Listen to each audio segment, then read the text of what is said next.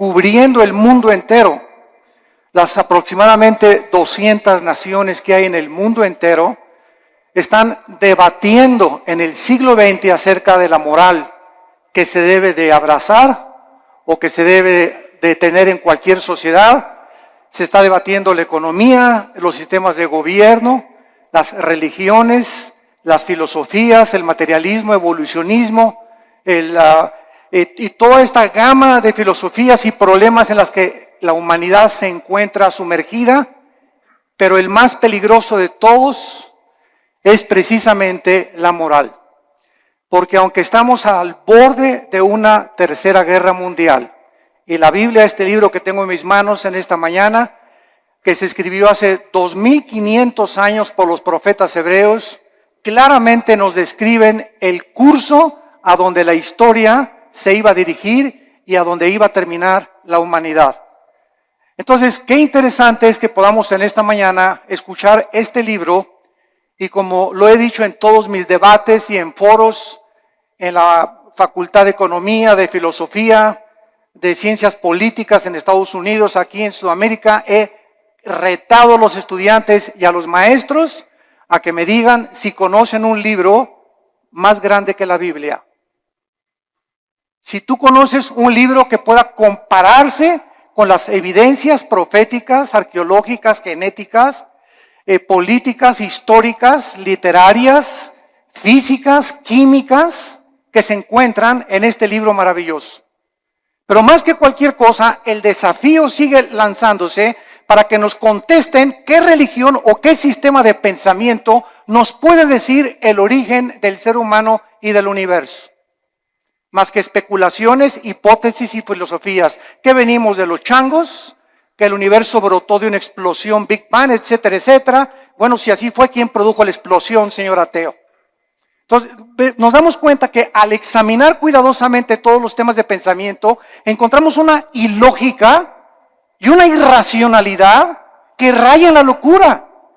Y que es increíble que estamos en el siglo XXI y que nadie pueda decir verdaderamente que otro libro nos da un código de moral como la Biblia. ¿Quién es el ser humano? ¿Quiénes somos realmente? ¿Hay vida después de la vida? ¿Realmente Jesucristo fue Dios? Y si Él era Dios, ¿realmente Él dijo la verdad y el camino y la vida como Él dijo que lo era? Y si tenemos nosotros este libro en esta mañana, delante de nosotros haríamos bien al darnos cuenta que somos la primera generación en poder destruirnos en 30 segundos. Y ahorita ya se habla en este mes en que nos encontramos de septiembre del 2015 de una guerra mundial, donde Rusia está ya aterrizando helicópteros en Siria, Estados Unidos está siendo provocado, Corea del Norte está provocando, la China está provocando, las naciones cada vez entran más en conflicto, el Medio Oriente continúa siendo una olla hirviendo, donde las naciones están tratando de apoderarse de la producción petrolera, que son el 65% de las reservas petroleras que se encuentran en 3 naciones del Medio Oriente, y el mundo está como loco y la sociedad ha perdido completamente la brújula, principalmente cuando sabemos que la familia es el núcleo y el fundamento de toda sociedad.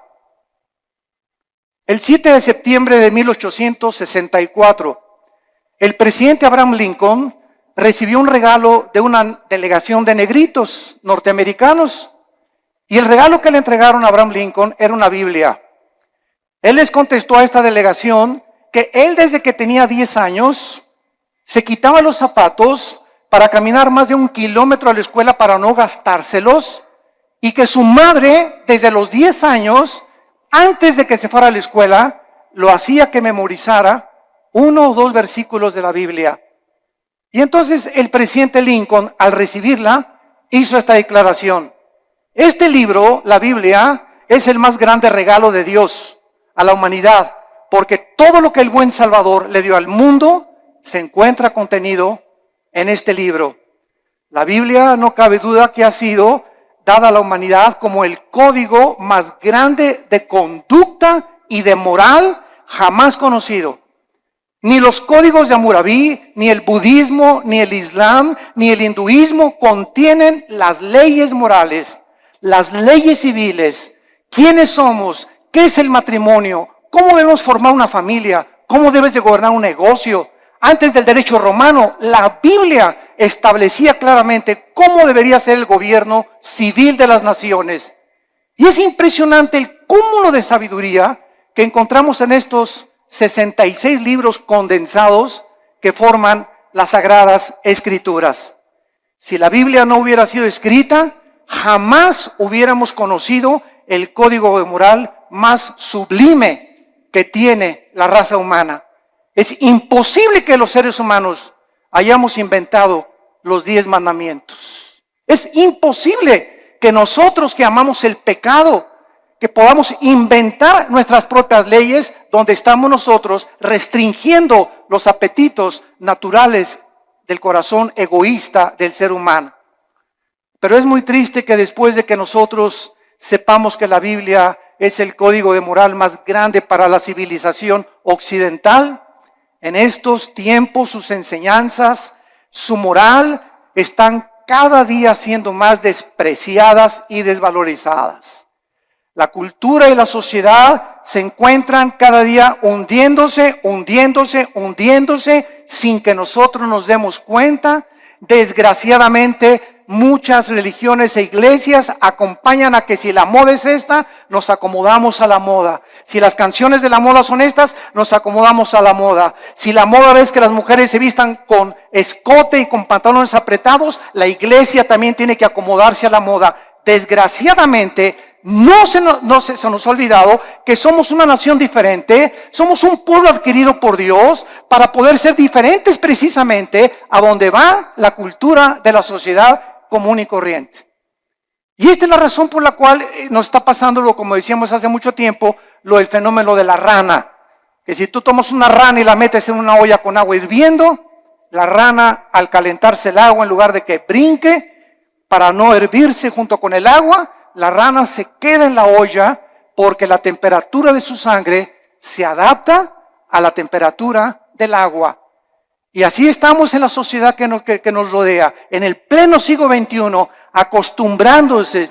Mi esposa y yo veníamos platicando esta mañana en la carretera, que es increíble ya en la televisión, ya se hacen mentadas de mamá, ya se aceptan las mentadas de mamá, ya las dicen en el radio, las dicen en la televisión, hablan de masturbación, hablan de sexo, a las mujeres en los programas de televisión las toman de sus partes más íntimas, cuando todo esto hace 5 y 10 años era imposible. Cada día nos acostumbramos de que ya es normal la inmoralidad, la depravación en la que se encuentra la sociedad. Hemos llegado al punto cultural donde cada quien hace lo que bien le parece ante sus ojos. El diccionario Larousse, enciclopédico, escuchen. ¿Saben ustedes cómo define la moral? El diccionario de Larousse enciclopédico dice así: la moral es lo relacionado a las costumbres o a las reglas de conducta. Damas y caballeros, número 1, ¿quién va a establecer estas reglas de conducta? El diccionario de Larousse continúa diciendo, la moral es lo que es favorable a las buenas costumbres y al deber. Bueno, hay pueblos donde las buenas costumbres, ¿verdad?, es matar. Hay culturas como los nazis, que para ellos era eliminar a los judíos. Hay sociedades como las de Benito Mussolini, el fascismo en Italia, donde se degollaba. Muammar Gaddafi en Libia mataba a su propia gente, en el mundo que vivimos. Entonces, si la moral es lo relacionado a una regla de conducta, esta es la pregunta: ¿quién va a darnos esa regla de conducta? ¿Quién va a determinar finalmente qué es el bien y qué es el mal? ¿Nosotros? Porque para muchas personas ser homosexual es normal, es su estilo de vida. No te metas conmigo, esa es mi vida y yo así soy feliz. Y para ti no. Para otras personas el robar es su forma de vida. Para otras personas el narcotráfico es su forma de vida. Para otros el adulterio. Y tienen 3, 4, 5 esposas, deportistas, artistas, políticos, etcétera, etcétera. Porque esa es su moral. Para los ateos su moral es no creer en nada, ser materialistas. Entonces, esta es la pregunta, la incógnita más grande por la cual Dios nos dejó la Biblia, porque dice la Biblia que Él es el único legislador de la moral. Los seres humanos es imposible que nosotros determinemos lo que es bueno y lo que es malo, porque caemos en el relativismo, donde lo que es bueno para ti, para mí es malo, lo que es malo para mí, para ti es bueno. Entonces cada quien viva de acuerdo a como le dé la gana. Isaías, hace mucho tiempo, el profeta, había dicho en el capítulo 5, hay de los que a lo bueno le dicen malo y a lo malo le dicen bueno. El impacto de la Biblia ha sido tan grande en la cultura occidental que fue la Biblia la que ayudó a la nación norteamericana, que se había extraviado completamente, y la hizo regresar a sus 5 sentidos a través de la lectura de la Biblia cuando se sumergieron en la esclavitud. La esclavitud en los Estados Unidos de Norteamérica fue una de las épocas más inexcusables de la historia de la nación, pero fue el mensaje de la Biblia impregnado en la conciencia de Abraham Lincoln la que dirigió abolir la esclavitud. En Inglaterra, William Wilberforce, en 1833, miembro del Parlamento británico, hizo una larga cruzada contra la esclavitud basada en la Biblia.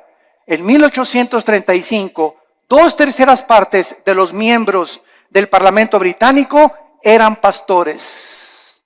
2/3 partes del Parlamento británico eran hombres de Dios que tenían la Biblia como su única regla de conducta y de moral. Ahora, muy bien, una vez que nosotros comenzamos a cuestionarnos que no podemos nosotros crear nuestra propia moral, este es el principal argumento de muchos ateos y humanistas con los que nos hemos enfrentado en debates. Ningún ser humano podría crear su propia moral, porque si lo hace, se colocaría en el lugar de Dios. O sea, yo tengo la omnisciencia, tengo el conocimiento del mundo, yo sé perfectamente bien qué es bueno y qué es malo, y nadie me tiene que decir lo que sucede con mi vida. Esto fue lo que sucedió con los nazis, con José Stalin, con Mao Zedong, con Idi Amin, con Saddam Hussein, con Friedrich Nietzsche, con Bertrand Russell, con Jean-Paul Sartre, con Carlos Sagan, etcétera, etcétera. Todos estos ateos intentaron establecer su propio código de conducta y de moral que los llevó a la desesperación, a la confusión, a la depresión y a la muerte de más de 100 millones de personas en el siglo XX. La muerte de más de 100 millones de personas en el siglo XX, el siglo más sangriento de la historia, donde alcanzamos los niveles más altos de la ciencia y de la tecnología y descubrimientos científicos, aunado a ser el siglo donde más sangre, donde más guerras se han derramado y más revoluciones. Y esto es una contradicción, es una paradoja. ¿Cómo es posible que el ser humano se cree inteligente, lleguemos a la luna y la época del cibernet y el iPhone, etcétera, etcétera, sin darnos cuenta que interiormente nos estamos desintegrando moralmente? Y este es el engaño más grande, de creer que si por afuera hay dinero, y por afuera hay aplauso, y por afuera hay alabanza, y por afuera hay honor, y títulos, y estatuas, y doctorados, y licenciaturas, por dentro la mayor parte de estas personas son personas desintegradas en su carácter, donde moralmente destruyeron su familia, no les importaron sus hijos, alcanzaron el mundo y van a perder su alma si no se arrepienten antes de que la muerte te sobrevenga.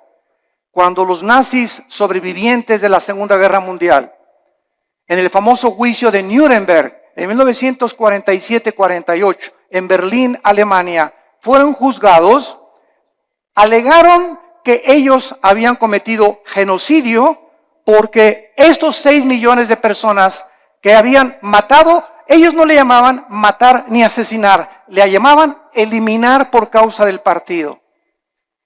Ellos nunca le robaron a nadie porque ellos le cambiaron la palabra robar, ellos expropiaron solamente. Entonces nos damos cuenta cómo podemos barnizar lo que la Biblia llama pecado. Matar es matar y robar es robar. Entonces la gente, para justificar sus acciones inmorales, tiene forzosamente que cambiar la definición de muchos términos que se encuentran en la Biblia. El famoso escritor anticristiano Bertrand Russell escribió un libro llamado ¿Por qué no soy cristiano? Pero no dijo las causas de por qué no era cristiano, por la cantidad de mujeres que tenía. El ateo alemán Nietzsche, Friedrich Nietzsche, escribió Dios está muerto, porque a Nietzsche no le convenía que Dios existiera, ni que hubiera un ser sobrenatural que le dictara reglas de moral y de conducta, porque era homosexual. Y acabó loco en un hospital psiquiátrico. El escritor francés Jean-Paul Sartre, el padre del existencialismo, en la época de los 60 del siglo XX, escribió 2 libros famosos, La náusea y El muro, donde relata la desesperación Sartre de vivir sin ningún propósito ni significado en la vida. Antes de morir, Sartre le dijo a su esposa, a su hija en los 60, hija, he vivido durante mucho tiempo atacando a alguien que no existe, gastando mi intelecto y mis emociones y mis sentimientos, luchando contra aquellos que creen que sí existe. Y al final de mi vida, reconozco, y fue muy honesto Sartre, dijo Sartre, reconozco que al final de mi vida he desperdiciado, porque hasta este momento mi filosofía nunca me ha permitido descubrir para qué nací, mi propósito, ni la razón de mi vida. Muero conforme a lo que dije en mi libro, la vida es una náusea. La pregunta consecuente es, ¿qué moralidad entonces podemos seguir si nosotros podemos escoger la moralidad? ¿La de Dios o la del ser humano? ¿Cuál sigues tú? ¿Cuál es el tipo de conducta que tú llevas en la vida? El famoso presidente de la Universidad de Yale en Estados Unidos, en una reunión cuando comenzó el curso de la universidad, les dijo las siguientes palabras. En el primer día de clases, Dios no existe, por lo cual cada uno de ustedes puede escoger su propio estilo de vida y su código de conducta y de moral. Un alumno inmediatamente se paró y le replicó y le dijo, ¿cuál moral? ¿La de usted, la de Hitler o la de Nietzsche? El materialismo es la filosofía que enseña que no existe nada más que la materia. En otras palabras, nada tiene significado. Todo carece de propósito, como decía Carlos Sagan, el ateo astrónomo. No nos diferenciamos de los animales en nada. No existe ningún código de conducta ni de moral absoluta. Todo es relativo. Es muy triste que al sacar a Dios de nuestras ecuaciones se haya podido llegar precisamente a estas conclusiones absolutamente irracionales.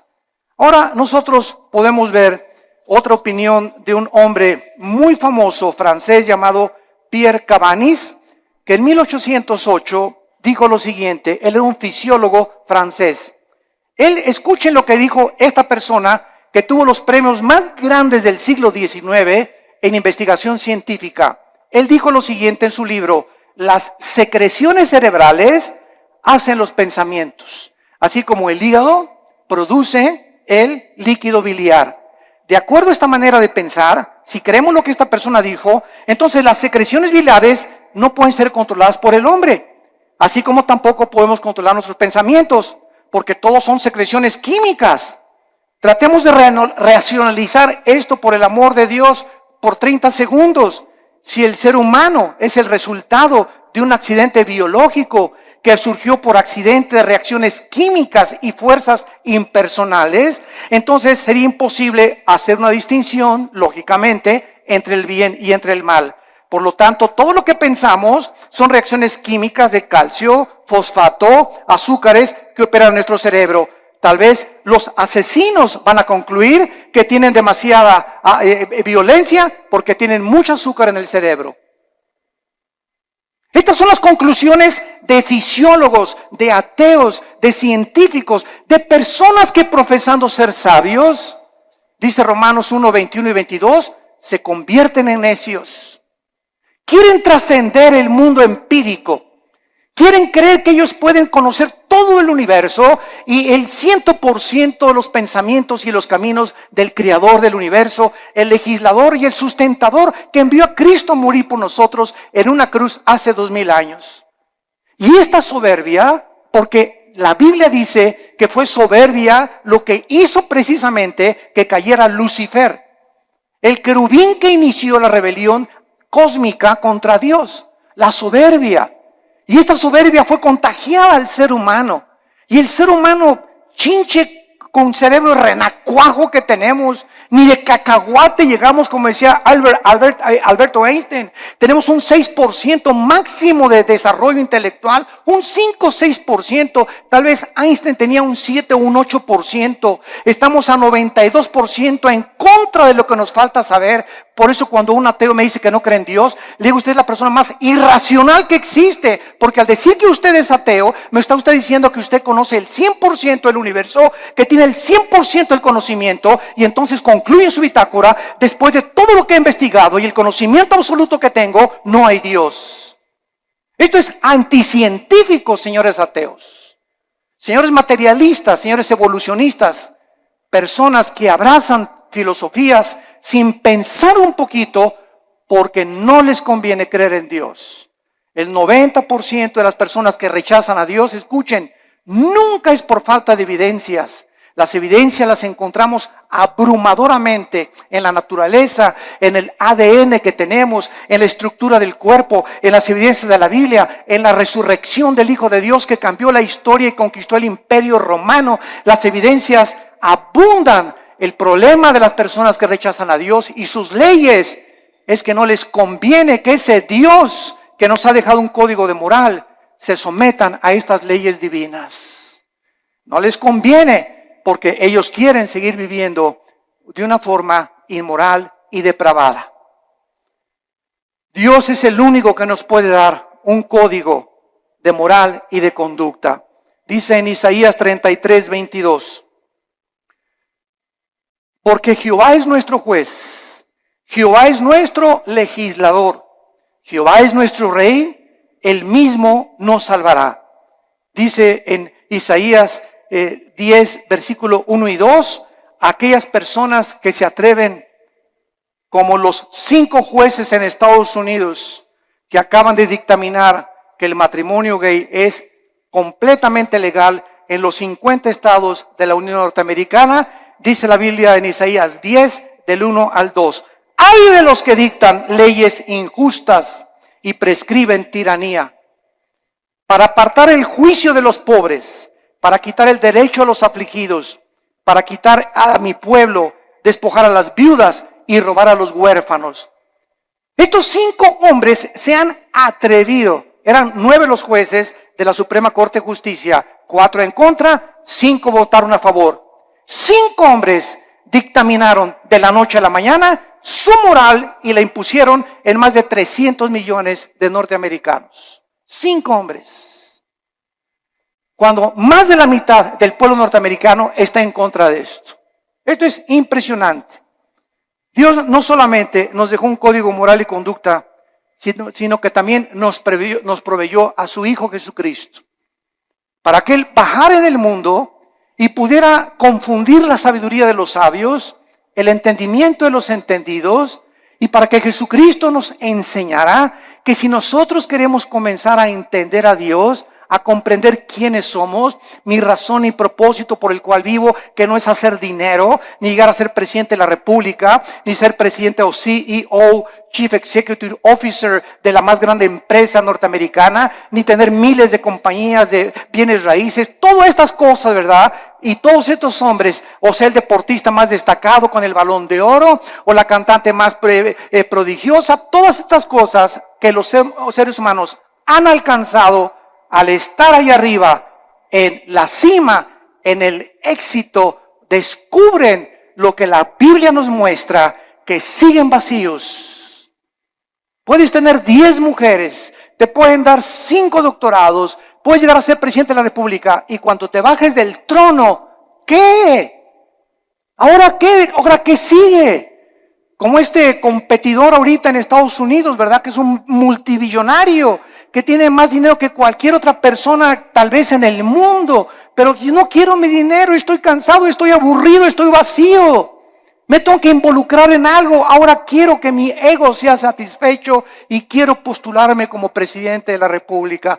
¿Por qué lo hace? Cualquier persona lo diría. Oye, yo con eso me retiro, me voy a las Islas Vírgenes, me voy a Cancún, me voy a la Riviera Maya, me voy a viajar, me voy a enviar. Pero nos damos cuenta que nacimos con un vacío que solo Dios lo puede llenar. Y puedes tener el dinero del mundo, la posición que tú quieras, mientras no tengas a Dios en tu vida. En la persona de Jesucristo seguirás de una botella a la otra, de una mujer a la otra, de una filosofía a la otra, buscando siempre y sin encontrar, vagando en el mundo como un vagabundo en un desierto, como un nómada en el desierto, porque nada más Dios nos puede dar el sentido para que nosotros podamos seguir viviendo. Como dijo el gran teólogo Agustín de Hipona, oh Dios, tú nos hiciste a tu imagen y semejanza, y fuera de ti, mi alma no tiene descanso. Solo en Dios podemos nosotros descansar completamente. Vemos nosotros que el cambio más trascendental del siglo XXI se llevó a cabo este año. El cambio más trascendental que han sufrido los derechos humanos tuvo lugar cuando la Suprema Corte de Justicia de Estados Unidos dio su apoyo para que los hombres se casaran con los hombres y las mujeres con las mujeres el 26 de junio del año 2015 en que nos encontramos. Además de esta legislación, el presidente Obama dio su total de consentimiento y además pintó la Casa Blanca con los colores del arco iris. El arco iris es el símbolo de Dios que Dios le dio a Noé. Y en Apocalipsis 4 aparece el arco iris. Y ahora la depravación moral del ser humano comienza a tomar las cosas sagradas de Dios y apropiárselas a ellos para levantarlas como un signo para justificar su inmoralidad. Hasta este momento había 37 estados de la Unión Norteamericana que ya habían legalizado los matrimonios del mismo sexo. Los medios de comunicación comenzaron a difundir a través de revistas, YouTube, Internet, películas, videos, televisión, Internet, imágenes de hombres besándose entre ellos, agarrados de la mano, películas para que infiltren los matrimonios y las familias de millones de personas para que los niños crezcan creyendo que es normal. Se han repartido en Estados Unidos, en las primarias y en algunas naciones de Europa y de Sudamérica, revistas en primaria donde se les enseña que es otro estilo de vida y que si un niño reconoce a los 5 o 10 años que es homosexual, lo dejen entrar al baño de las niñas. ¿Por qué? Porque ese niño no es niño, es niña. Aunque se baje los chones y el espejo le diga que es niño, algo en su cerebro le dice, no soy niño, soy niña. Y con esa actitud completamente de desorden mental, que la Asociación de Psiquiatría Norteamericana calificó como una abominación y como un desorden mental, ahora le cambiaron la definición y el homosexualismo ya no es un problema mental, simplemente es una de las múltiples enfermedades que el ser humano padece. No cabe duda que la mayoría de los gobiernos del mundo no han podido comprender, damas y caballeros, el matrimonio es la institución más santa, más sagrada que existe en la historia del ser humano. El matrimonio y la familia es el fundamento de la sociedad.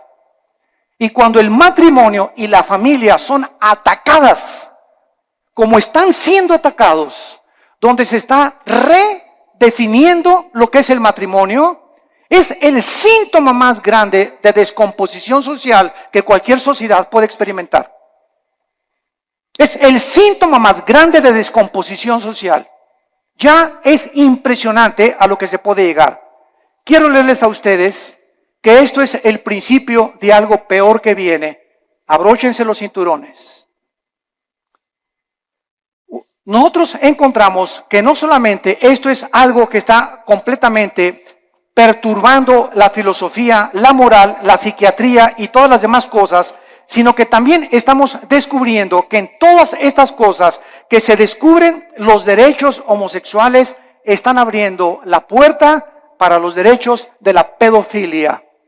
Escuchen esto, la Corte Suprema de Estados Unidos, los 5 jueces que votaron para legalizar el matrimonio gay son los mismos jueces que están abogando y argumentando legalizar a los pederastas, argumentando que están sufriendo discriminación,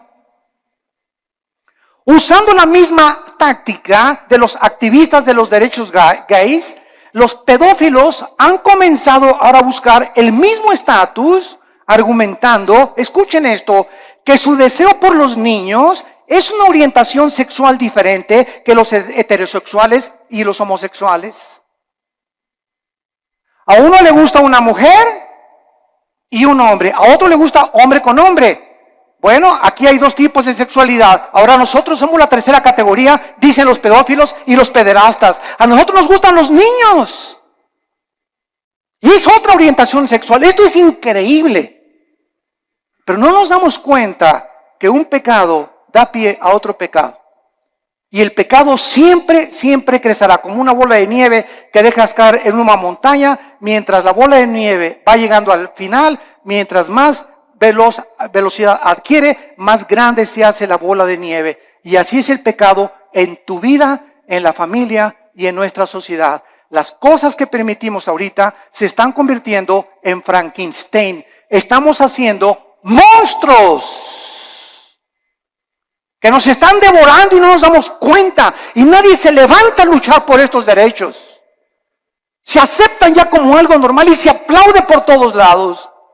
Y la corriente nos está llevando a todos sin darnos cuenta que ahí vamos arrastrados por este tsunami de depravación.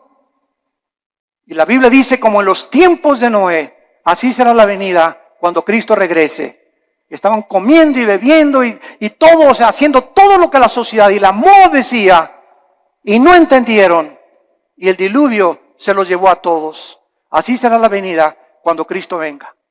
El mundo se encontrará en la corriente donde se están hundiendo y arrastrando, perdiendo su integridad, perdiendo completamente su identidad de seres humanos, bajándonos a niveles más bajos que los mismos animales, justificando con tonterías y estupideces lo que es pecado delante de Dios para poder vivir una vida como nos dé a cada uno de nosotros la gana. Los psiquiatras en Estados Unidos están comenzando a redefinir, escuchen esto, la pedofilia de la misma manera que la homosexualidad fue redefinida en este año. La homosexualidad era considerada hace algunos años un problema o un desajuste mental muy grave de la personalidad humana, pero en 1973 la Asociación de Psiquiatría Norteamericana la descalificó como un problema mental. Ahora, la misma Asociación Psiquiátrica Americana ha convocado un simposio, escuchen esto, para proponer darle a la pedofilia una nueva definición en el Manual de Diagnósticos y Estadísticas de Desórdenes Mentales. Argumentaron en este reporte, en este simposio, que el potencial, escuchen, negativo del sexo de los adultos había sido sobreestimado y que la mayoría de los hombres no reportan, manifiestan efectos sexuales negativos de sus abusos sexuales en la infancia. O sea, en otras palabras, un niño que es abusado y es violado no tiene ningún problema, ni ningún desorden emocional ni psíquico cuando sea un adolescente. Bueno, nos hemos vuelto locos. Nos hemos vuelto locos, señores psiquiatras y psicólogos que están, ustedes que son expertos en querer conocer el estado del ser humano, el por qué la conducta del ser humano, por qué nos conducimos como nos conducimos. Ustedes han perdido también la brújula, donde ya no sabe nadie qué es el bien y qué es el mal, hasta la pedofilia van a legalizar. En el año 2013, la congresista demócrata o senadora Jackie Speier propuso que se legislara una ley prohibiendo dar consejo a una persona para que no cambiara su orientación sexual. Esta propuesta define la pedofilia como una orientación sexual que debe tener los mismos derechos de los homosexuales. ¿Cuál es la conclusión, damas y caballeros? Que muy pronto la pedofilia, la pederastia, se convertirá en la próxima revolución de los derechos para los pederastas. Nuestras leyes ya no están basadas en un código judeo-cristiano, sino en la nueva moral. En una sociedad que está aceptando el adulterio, la fornicación, la masturbación, la homosexualidad, el exhibicionismo, el voyerismo, la bisexualidad, el sadomasoquismo, y ahora quieren legalizar la pederastia. ¿Y la sociedad dónde se encuentra? Los malos triunfan cuando los buenos no hacen nada.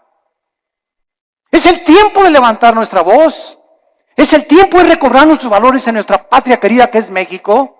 Luchemos por lo menos por nuestra propia patria.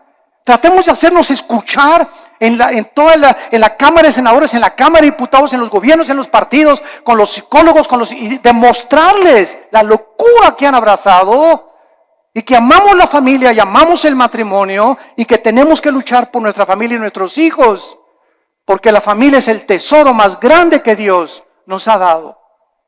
Y el día que tú pierdas el amor por tu familia, has perdido todo completamente en la vida, porque te conviertes en un ególatra total, en una persona donde ya no le interesa absolutamente nada más que tus propios intereses personales, tu empresa y las cosas que pueden edificar tu ego. Acabará finalmente el núcleo familiar devastado y destruido por la perversión irracional e inmoral de la raza humana. ¿Hacia dónde queremos que vamos a acabar? ¿A dónde creemos que vamos a llegar con estas leyes donde el diseño de la familia está siendo destruido? ¿Qué seguirá después de la pedofilia? ¿La poligamia? ¿También se va a legalizar tener 3 o 4, como la religión mormona lo permite, 3 o 4 esposas? La mayoría de la humanidad no tiene ni siquiera concepto de quién instituyó el sagrado vínculo, el matrimonio, ni con qué propósitos. El matrimonio no es un invento de los seres humanos. El matrimonio fue instituido por Dios en la Biblia. Desde el capítulo 2 del Génesis, Dios dijo: dejará el hombre a su padre y a su madre, se unirá a su mujer, no a Pancho, ni a Roberto, ni a Carlitos. Se unirá a su mujer del sexo opuesto y se unirán los dos. Y esta es la razón, dice la Biblia, por la cual le di órganos sexuales al hombre, órganos reproductores sexuales a la mujer. Al león lo hice león, a la leona la hice leona, al chango es chango, a la changa es changa. La misma naturaleza nos muestra que es antinatural. Nunca verás a un león arriba de otro león, ni a un hipopótamo arriba de otro hipopótamo, ni a una jirafa arriba de otra jirafa, a menos que tengan el sexo combinado. O que también el sexo es otro accidente en la naturaleza, señores materialistas evolucionistas. ¿Es otro accidente también? Si no nos conformamos al código moral, veamos la naturaleza. ¿Por qué existen los sexos? ¿Apareció también por accidente el sexo?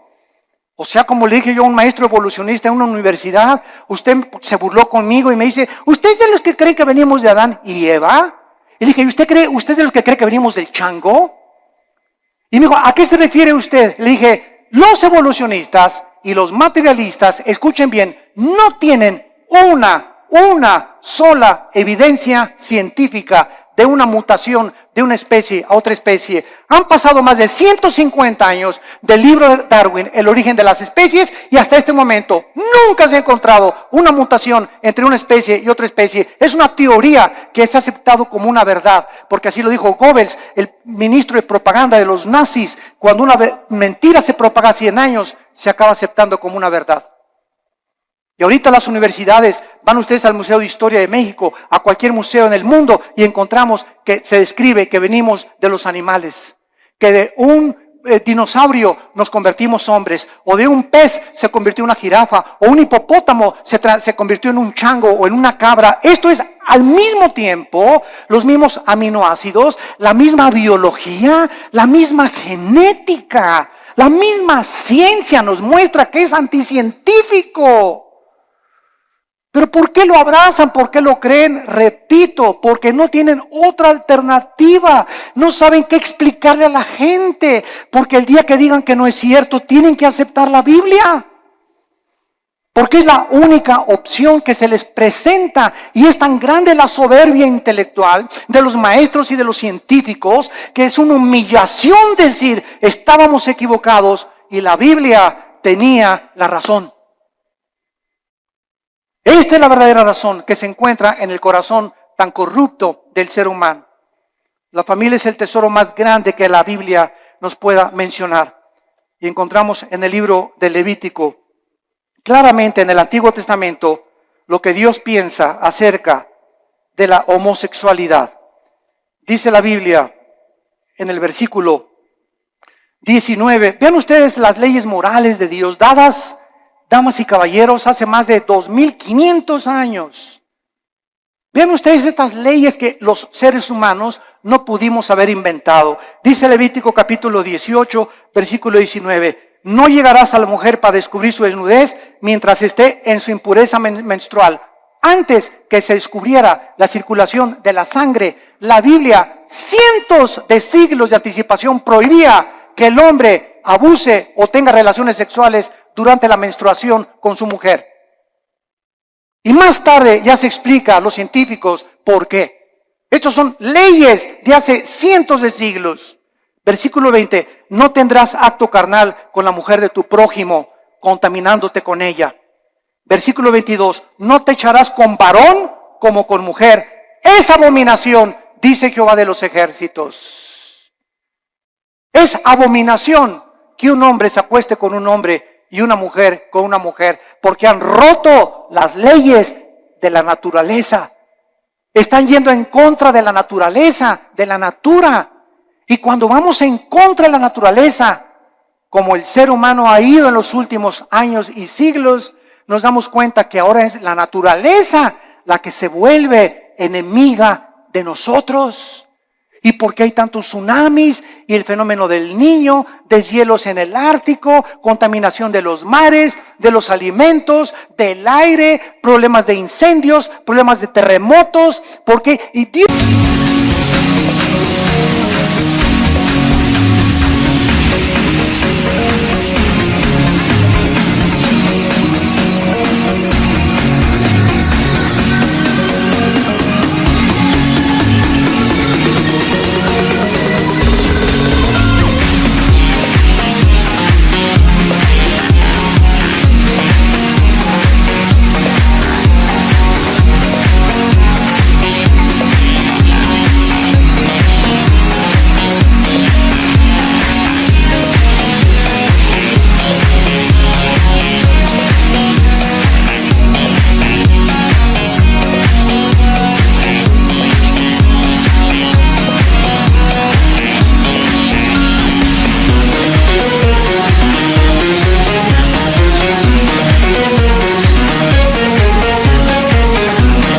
¿Dónde está Dios? Dios está sentado en su trono y desde su trono nos dice, el pecado de ustedes ha hecho que la naturaleza se vuelva su enemiga.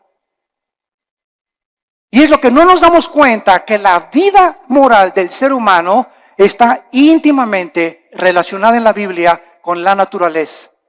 En el momento en que Adán y Eva pecaron, las flores nacieron las espinas. Los animales comenzaron a producir veneno. Los leones comenzaron a rugir y se volvió la ley de la selva. Antes no era así, pero aunada el pecado con la naturaleza, nos muestra la Biblia la íntima relación que existe. Y somos nosotros a los que hemos llegado y los que hemos producido lo que está sucediendo en el mundo entero. En el capítulo 24 de Isaías, Dios nos muestra y nos advierte con estas palabras tan solemnes y lo que dice hace 2700 años. Escuchen esto. Estoy leyendo, señores historiadores que nos visitan o sociólogos, estoy leyendo un libro que fue escrito hace 2700 años, o sea, 700 años antes que Jesucristo, por el profeta Isaías. Este libro que fue escrito 700 años antes de Cristo fue encontrado en las ruinas de Qumran en 1946 al 48. Se encontraron los papiros ahí en un grupo de beduinos que los descubrieron y de repente descubrieron que era el libro de Isaías con otros libros de la Biblia. Y si tú vas a Jerusalén, al Museo de Historia o del Holocausto, vas a encontrar que pusieron el libro de Isaías todo alrededor de un cristal para que veas que hace 2700 años el libro que tenemos en la Biblia es exactamente lo que ese pergamino dijo, comprobado por los arqueólogos y los antropólogos y los investigadores, que es realmente genuino. La historia, la arqueología, la historia, la geografía nos da testimonio que todo lo que la Biblia dice es verdad, respaldado por la ciencia misma. Y dice Isaías capítulo 24, has escrito hace 2700 años, la tierra, versículo 3, será completamente vaciada, completamente saqueada, porque Jehová ha pronunciado esta palabra. Se destruyó, cayó la tierra, enfermó, cayó el mundo, enfermaron los altos pueblos de la tierra. Otra vez, hace 2700 años, se profetiza que una enfermedad terrible iba a contaminar a los habitantes de este mundo. Versículo 5, y la tierra se contaminó, escuchen, bajo sus moradores, porque traspasaron las leyes, falsearon el derecho, quebrantaron el pacto sempiterno. En otras palabras, el Dios de la Biblia es un libro, es un Dios moral. Él es el legislador de la moral. Él es el que nos dice lo que es bueno y lo que es malo ante sus ojos, no a los ojos de los ateos, ni evolucionistas, ni materialistas, ni de tu maestro, ni de la doctora Corazón, ni de Walter Mercado, ni de Nostradamus. Es el Dios de la Biblia el que nos dice y nos dicta las leyes. Y Él ha puesto líneas donde nosotros no podemos cruzar. Cruzar esta línea que Dios ha determinado, la Biblia le llama pecado. Y la Biblia dice, cuando tú cruzas esa línea, hijo mío, por ejemplo, no usen, dice la Biblia, el sexo antes de casarse. Y cuando estés casado, cuídate de usar el sexo con nadie más que con tu pareja. Porque si no transgredes las leyes sexuales que establecí. Y si tú transgredes estas leyes sexuales, vas a encontrar amargura, depresión, tristeza, mucha culpa, pesadillas, pensamientos de suicidio, porque has transgredido mis leyes. Tu mente ya no comienza a funcionar normalmente, porque es imposible pensar con lógica y coherencia bajo el pecado. Y el pecado es lo que ha vuelto loca a la humanidad. ¿Por qué está la humanidad como está? ¿Por qué los gobernantes están como están? ¿Por qué los psiquiatras y psicólogos han perdido la brújula? Por el pecado. El pecado del cual el Hijo de Dios, Cristo, pagó por ellos en la cruz. Hemos traspasado las leyes de Dios. Y hacer los matrimonios gays es la ley más grande que hemos transgredido, donde ya hicimos el matrimonio no es entre un hombre y una mujer, entre un hombre y una mujer, mujer con mujer, hombre con hombre. Y dice a continuación, por esta causa, versículo 6, la maldición consumió la tierra. La maldición consumió la tierra y sus moradores fueron asolados. Por esta causa fueron consumidos los habitantes de la tierra y disminuyeron los hombres. Damas y caballeros, el mundo se encuentra bajo un juicio de Dios muy grande. No se imaginan lo que va a suceder en los próximos meses o en los próximos años. Van a haber cosas que dice el Evangelio de Lucas capítulo 21 y Mateo capítulo 24, que los hombres van a desmayarse de las cosas que van a acontecer, de los mares, dice la Biblia en Lucas 21, que se van a venir sobre las costas, de los terremotos de más de 8 o 9 grados que se van a venir, de la lluvia de meteoros que ya no tardan en azotar la tierra, de este hombre que va a surgir en el Medio Oriente llamado el Anticristo, que gobernará Europa y parte del Medio Oriente. La China se convertirá en enemigo del Anticristo, vendrá una guerra otra vez internacional, y ahí en Jerusalén, en la tercera guerra mundial, en el Armagedón, vendrá el Señor Jesucristo con todos nosotros. Porque antes de que todas estas cosas pasen, nosotros nos vamos a casa. No sabemos el día ni la hora. No sabemos el día ni la hora.